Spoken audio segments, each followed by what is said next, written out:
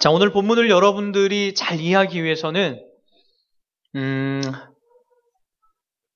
오늘 본문에 등장한 이 나발이라는 사람이 어떤 사람인지를 먼저 한번 봤으면 좋겠습니다. 나발은 그의 이름의 뜻이 어리석은 사람이라는 뜻을 갖고 있어요. 어리석은 사람. 그리고 그 지역 자체가, 이 나발이 살고 있는 지역 자체가 다른 사람의 물건을 이렇게 좀 약탈하고 뺏어오는 것에 이렇게 좀 그런 문화를 공유하고 있었던 사람이에요. 그리고 이 나발이라는 사람은 상당히 부자입니다. 우리가 읽진 않았지만 25장 2절에 보면 이렇게 얘기합니다. 한번 25장 2절 한번 보세요. 마온에 한 사람이 있는데 그의 생업이 갈멜에 있고 심히 부하여 양이 3,000마리요 염소가 1,000마리이므로 그가 갈멜에서 그의 양털을 깎고 있었으니 라고 합니다. 나발이 맨 처음에 소개되기 어떻게 소개되죠? 보니까 심히 부하여 라고 이렇게 설명합니다. 성경에 나오는 그 좀 좋은 인물들을 소개할 때는요, 보통 이 부자다라고 하는 이런 이야기로 먼저 시작하지 않습니다. 저 사람은 하나님을 진실로 사랑하였도다. 그리고 저 사람은 하나님을 두려워하였도다 라고 나오는데, 이 나발이라는 사람은 어떻게 등장한다라고요? 심히 부자다. 이것만 보더라도 이 나발이라는 사람이 어떤 생각을 갖고 이 땅을 살아가는지 여러분 아시겠죠? 어떤 생각을 갖고 살까요? 돈과 명예가 다한 거예요. 즉 이 세상에 속해 있는 세상적인 사람을 지금 이제 이야기하고 있는 거죠. 다윗이 함께 있었던 사람이 한 600명 정도 됩니다. 다윗과 함께 있었던 사람이 600명 정도 되는데 그 600명이 어떤 사람이라 했죠? 이 아둘람 공동체에 모였던 사람인데, 억울한 자, 그리고 원통한 자, 그리고 억울한 그 상황 속에 놓여있던 그런 자들이 이 다윗과 함께 있었던 부하들이에요. 근데 다윗이 우리가 잘 알다시피 25장과 24장에서는 이 완전히 좀 다른 내용을 이제 담고 있습니다. 24장에서는 여러분 다 알다시피 어떤 이야기가 있었죠? 그가 사울 왕을, 용변보로 들어온 사울 왕을 어떻게 하죠? 살려둡니다. 그리고 나서 아둘람 공동체에서 모였던 그 원통하고 억울한 사람들이 다윗을 부추겨서 이 사울 왕을 하나님이 우리들 가운데 붙여준 사람이다, 죽여야 된다 라고 다윗을 부추겼지만, 다윗은 그 마음을 접고 사울을 기꺼이 살려줍니다. 그런데 25장에 와서는요, 완전히 또 다른 그림이 나와요. 오늘 우리가 읽은 본문에 나발에게 가서 어떻게 얘기하냐면은, 나발아, 지금 양털을 깎는 시즌이에요. 그러니까 이 시즌이 추수시기예요. 추수시기. 지금 우리 백성들이 나와 함께 있는 600명가량이 지금 많이 굶주려 있고 배고픈데, 지금 너가 추수하여서 이 추수의 축제 기간을 보내고 있는데, 우리가 지금 조금 배고프고 식량을 구해야 된다. 축제 기간이니까 너는 또 부자이기도 하니까 너가 먹고 마시는 음식을 우리들한테 좀 나눠줘라 라고 그렇게 부하들을 보내서 이 나발에게 그렇게 친절하게 요청을 합니다. 그때 나발이 뭐라고 얘기하냐면은, 우리가 9절과 10절을 한번 보세요. 자, 아주 다윗을 이렇게 능욕하는 말들을 진행합니다. 9절 10절 봅니다. 다윗의 소년들이 가서 다윗의 이름으로 이 모든 말을 나발에게 말하기를 마침에, 나발이 다윗의 사환들에게 대답하여 이르되, 다윗은 누구며 이새의 아들은 누구냐? 요즘 각기 주인에게서 억지로 떠나는 종이 많도다. 내가 어찌 내 떡과 물과 내 양털 깎는 자들을 위하여 잡은 고기를 가져다가 어디서 왔는지도 알지 못하는 자들에게 주겠느냐 한지라. 뭐라고 하고 있죠? 다윗을 아주 능욕을 합니다.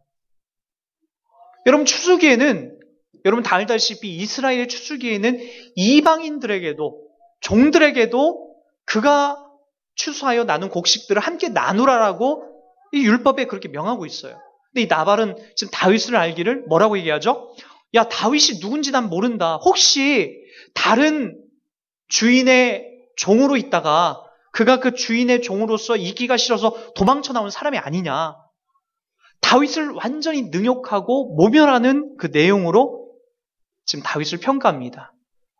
다윗이 그 이야기를 듣고요, 완전히 뒤집어집니다. 이성을 잃어요. 13절을 다 같이 봅니다. 다윗이 자기 사람들에게 이르되 너희는 각기 칼을 차라 하니 각기 칼을 차매 다윗도 자기 칼을 차고 400명가량은 데리고 올라가고 200명은 소유물 곁에 있게 하니라. 400명을 지금 다윗이 있는 그 소유물을 지키게 하는 것이 아니라 400명을 데리고 이 나발을 치러 올라가려고 이제 준비합니다. 얼마만큼 다윗이 지금 화가 났는지를 우리가 볼 수가 있어요. 이 소리를 들었다라고. 그리고 이제 이 주변의 평가들도 계속해서 그렇게 나와요. 21절로도 다윗의 이 마음을 잘 담아내고 있습니다. 21절 보세요. 다윗이 이미 말하기를 내가 이 자의 소유물을 광야에서 지켜 그 모든 것을 하나도 손실이 없게 한 것이 진실로 허사다. 내가 나발을 잘 지켜주고 잘 보호해준 건데 그것도 기억하지 못하고 그래서 어떻게 한다고요? 그가 악으로 나의 선을 갚았도다. 22절 봅니다.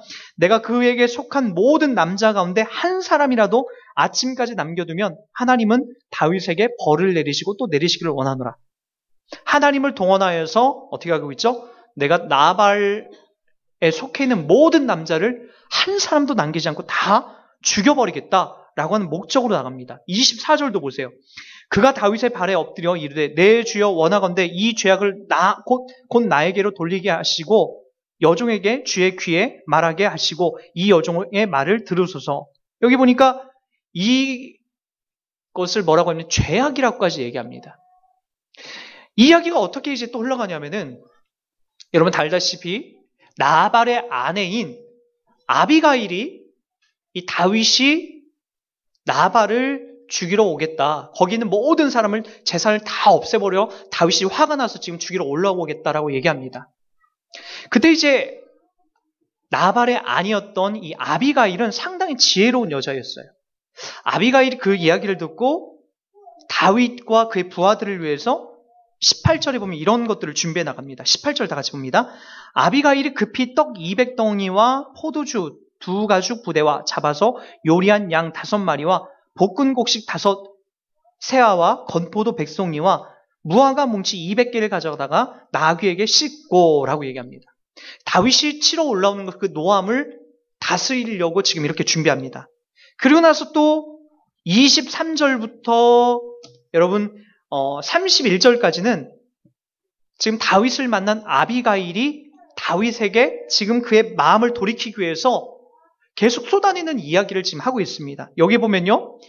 23절부터 31절까지 내 주는 주여라고 한 내 주께서라고 하는 다윗을 향해서 그를 지극히 높이는 이야기가 20번도 넘게 나옵니다.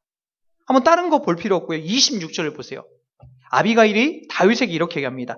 내 주여 여호와께서 살아계심을 두고 맹세하노니 내 주도 살아계시거니와 내 주의 손으로 피를 흘려 친히 보복하시는 일을 여호와께서 막으셨으니 내 주의 원수들과 내 주를 해하려 하는 자들을 나발과 같이 되기를 원하나이다.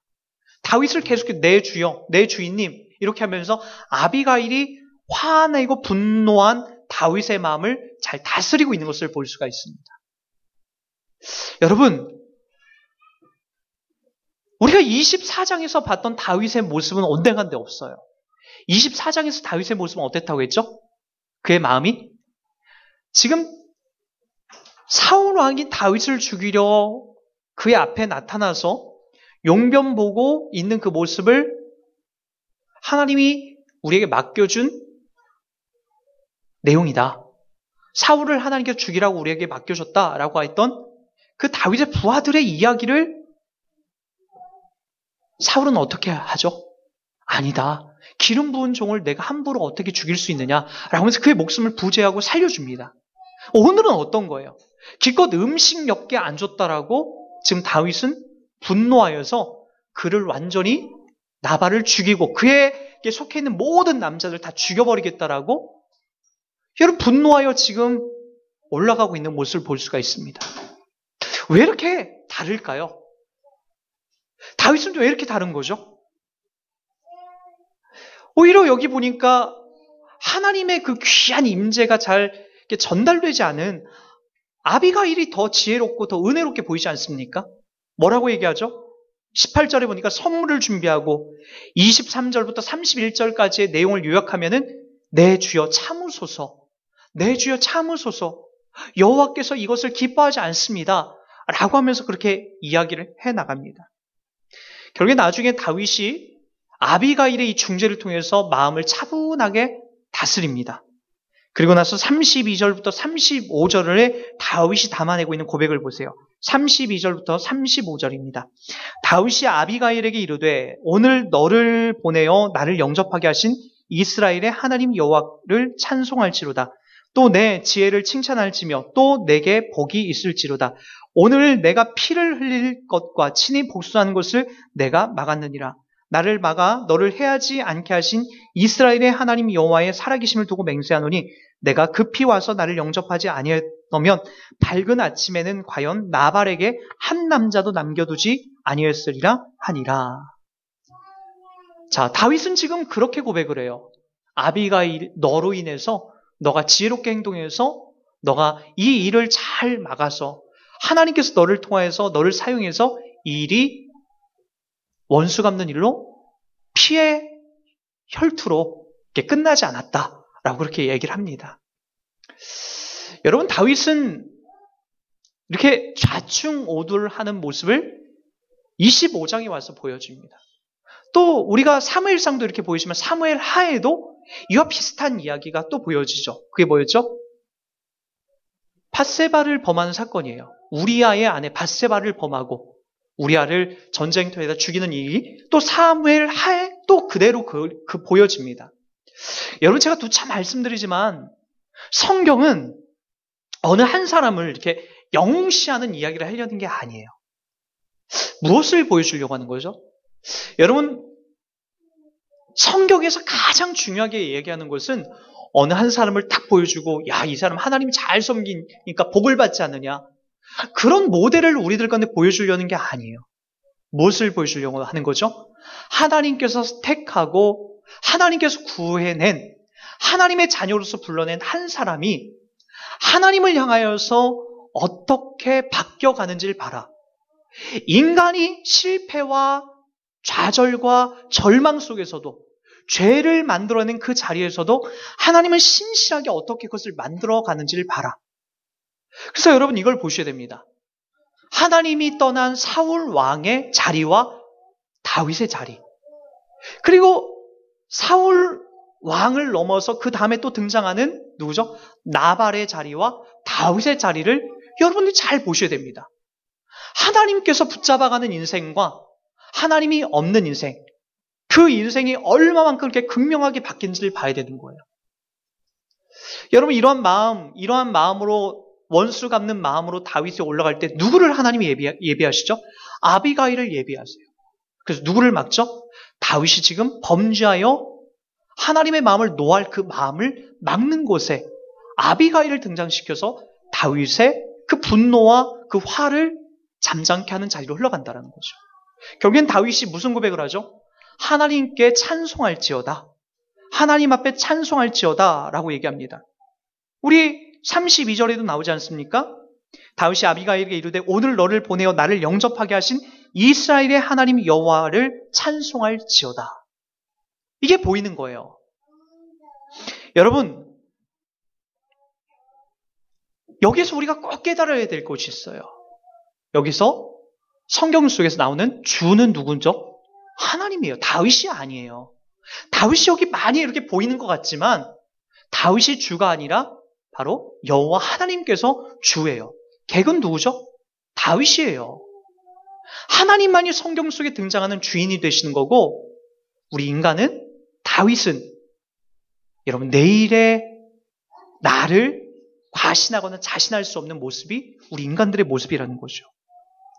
성경은 이러한 것들을 참 많이 우리들 가운데 보여줍니다. 우리 인간이 주인이 아니다, 하나님이 우리를 붙잡아 가신다 라고 하는 이야기가 여러분 성경 곳곳 모든 자리마다 그것이 나옵니다. 우리 한번 마태복음 26장으로 한번 가볼까요?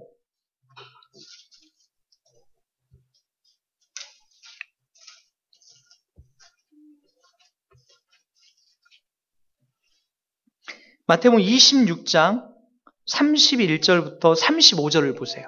아주 중요한 이야기를 담고 있습니다. 그때 예수께서 제자들에게 이르시되 오늘 밤에 너희가 나를 버리리라. 기록된 바 내가 목자를 치리니 양의 떼가 흩어지리라 하였느니라. 그러나 내가 살아난 후에 너희보다 먼저 갈릴리로 가리라. 베드로가 대답하여 이르되 모두 주를 버릴지라도 나는 결코 버리지 않겠나이다. 예수께서 이르시되 내가 진실로 내게 이르노니 오늘 밤 닭 울기 전에 네가 3번 나를 부인하리라. 베드로가 이르되 내가 주와 함께 죽을지언정 주를 부인하지 않겠나이다 하고 모든 제자도 그와 같이 말하니라. 여러분, 이 본문 속에서 가장 주된 내용이 뭐죠? 주님은 뭐라고 얘기하는 거죠? 오늘 밤 닭 울기 전에 베드로야 네가 나를 3번 부인할 것이다. 베드로의 자신감은 무엇이죠? 주님 그런 일은 절대 없습니다. 여기 다른 사람들이 다 주님을 부인한다 할지라도 나는 절대로 주님을 부인하지 않습니다. 아마 베드로의 진심이었을 거예요. 자신감이었죠. 확신이었죠. 정말로 내가 그러지 않을 것입니다라고 하는 분명한 그 마음의 다짐이 그 안에 있었던 거죠. 한 장만 넘겨보세요. 26장 69절부터 75절까지 보세요. 69절부터 75절입니다. 베드로가 바깥들에 앉아있더니 한 여종이 나와 이르되 너도 갈릴리 사람 예수와 함께 있었도다 하거늘 베드로가 모든 사람 앞에서 부인하여 이르되 나는 내가 무슨 말을 하는지 알지 못하겠노라 하며 앞문까지 나아가니 다른 여종이 그를 보고 거기 있는 사람에게 말하되 이 사람은 나사렛 예수와 함께 있었도다 하며 베드로가 맹세하고 또 부인하여 이르되 나는 그 사람을 알지 못하노라 하더라. 조금 후에 곁에 섰던 사람들이 나와 베드로에게 이르되 너도 진실로 그 도당이라 내 말소리가 너를 표명한다거늘 그가 저주하며 맹세하여 이르되 나는 그 사람을 알지 못하노라 하니 곧 닭이 울더라. 이에 베드로가 예수의 말씀에 닭 울기 전에 네가 3번 나를 부인하리라 하심이 생각나서 밖에 나가서 심히 통곡하니라. 이 눈물의 의미를 여러분 아시겠습니까? 얼마 전에 내가 진짜로 하나님 앞에 이렇게 다짐했다라는 거예요. 내가 부인하지 않겠습니다. 내가 부인하지 않을 자신이 있습니다.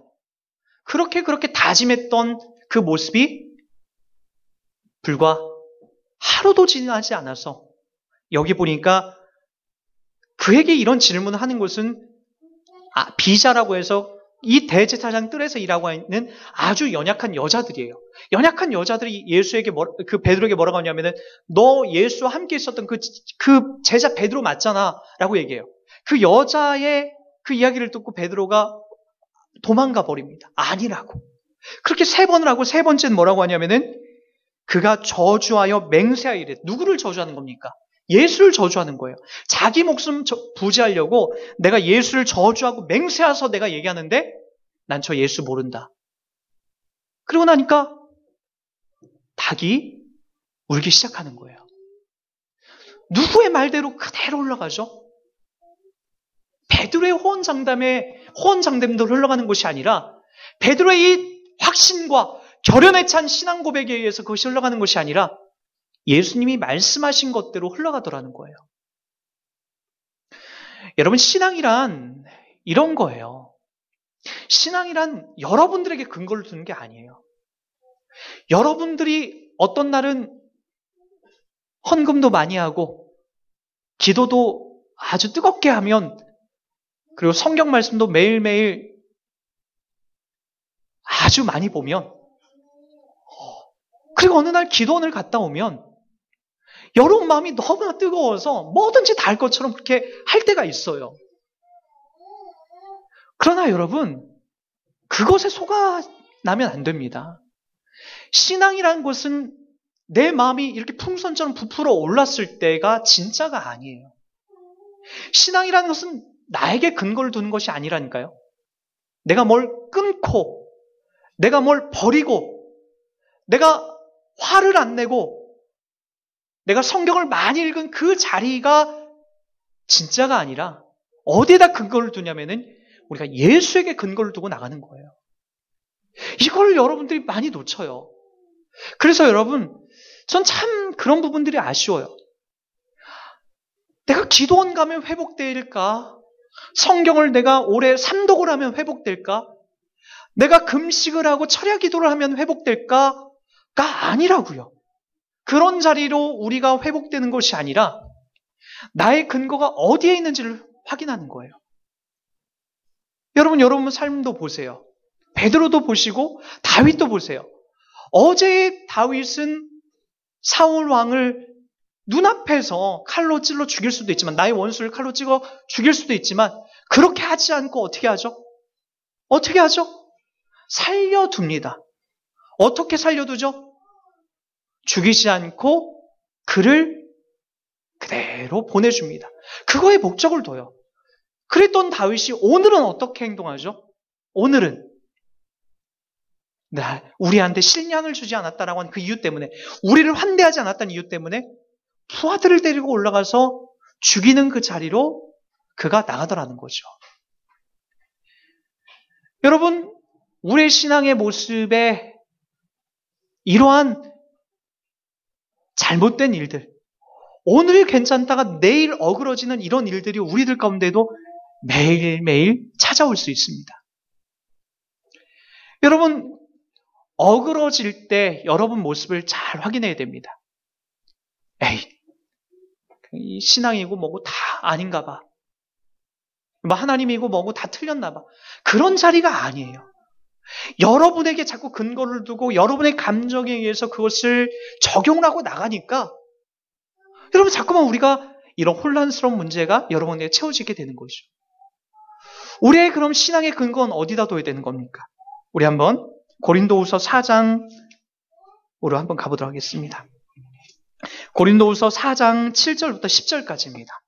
우리 한번 말씀을 같이 보도록 할게요. 고린도후서 4장 7절부터 10절까지입니다. 자, 우리가 이 보배를 질그릇에 가졌으니 이는 심히 큰 능력은 하나님께 있고 우리에게 있지 아니함을 알게 하려 함이라.